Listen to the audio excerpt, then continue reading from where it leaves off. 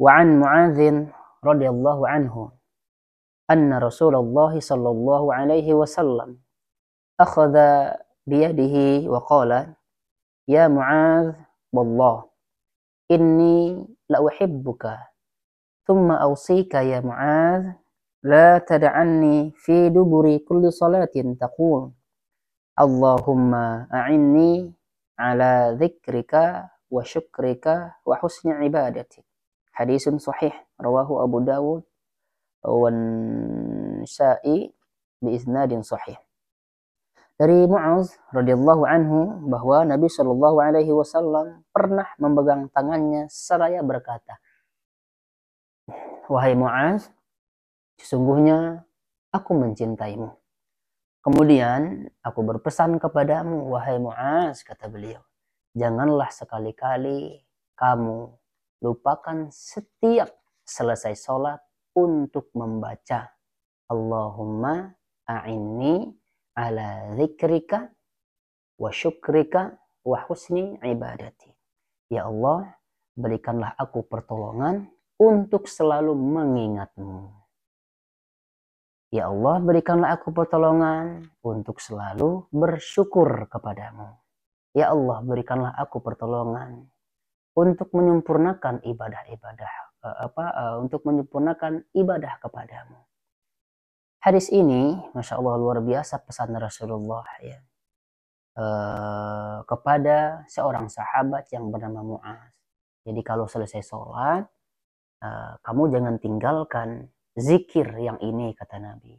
Apa zikirnya? Kita sudah hafal ya zikirnya, di mana setiap selesai sholat kita baca Allahumma a'inni ala dzikrika wa syukrika wa husni ibadatik.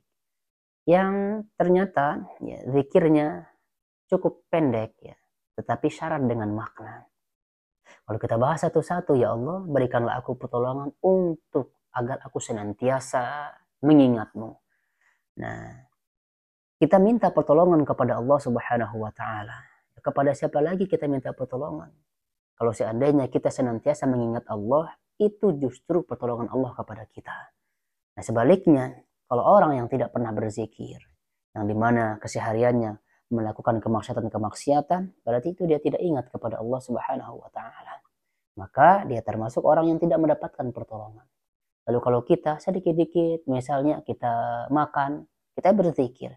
Kita minum, kita berzikir. Kita duduk, kita berzikir. Kita keluar rumah, kita berzikir. Naik kendaraan, kita berzikir.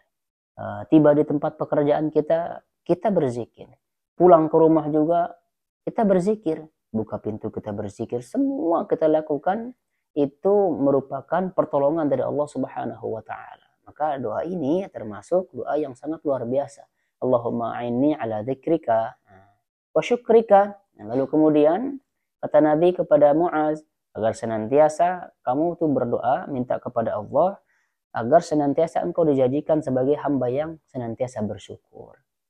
Sebanyak-banyaknya harta, sebanyak-banyaknya fasilitas kita, namun kalau semua itu tidak disyukuri, maka semua akan menjadi kurang terus semuanya, kurang weh pokok nama, disebabkan karena tidak bersyukur. Bahkan ada orang yang dimana dia secara zohirnya ya, kehidupannya kita lihat biasa-biasa saja, bahkan serba kekurangan. Tetapi Allah Subhanahu wa Ta'ala membuat hatinya merasa cukup. Inilah yang sebenarnya orang-orang yang kaya tersebut. Bukankah kaya itu, kata Rasulullah ya, bukanlah orang yang kaya itu hartanya yang banyak. Akan tetapi kaya itu adalah di hatinya dia merasa cukup. Ini tapi Masya Allah susah ya. Susah hal seperti ini. Namun senantiasa kita minta pertolongan kepada Allah agar senantiasa bersyukur kepadanya. Segala sesuatu yang kita dapatkan hari ini, kita katakan Alhamdulillah. Nah, ketika kita misalkan memberikan istri kita sesuatu, lalu kemudian istri kita katakan Alhamdulillah, kan kita juga senang. Coba kalau misalkan kita berikan kepada pasangan kita, lalu kemudian dia mengeluh, nah kita kan juga jadi tidak senang hal demikian. Begitu juga dengan Allah. Maka barang siapa yang kufur terhadap nikmatku, kata Allah, sesungguhnya azabku sangat pedih. Barang siapa yang pandai bersyukur, maka akan ditambahkan nikmatnya.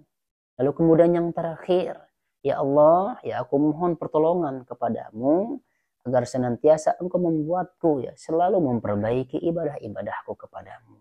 Maka kepada Allah lah kita minta pertolongan agar ya ibadah kita menjadi semakin baik, semakin baik, semakin baik.